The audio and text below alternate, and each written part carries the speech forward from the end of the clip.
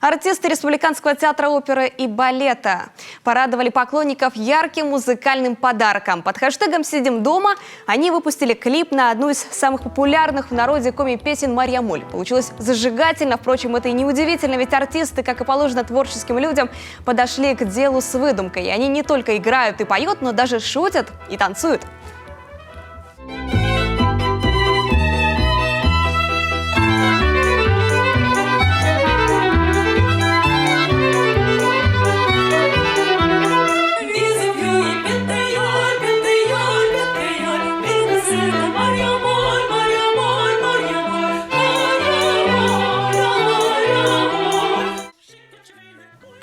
Всеми любимая песня в новой аранжировке главного дирижера театра Романа Денисова звучит по-весеннему. Сами артисты говорят, что хотели зарядить любимых зрителей позитивом в это непростое время самоизоляции. К слову, Марья Моль переводится с коми-языка как «Марьин корень». Это пион уклоняющийся, растение, внесенное в Красную книгу нашей республики и охраняемое в заповедниках.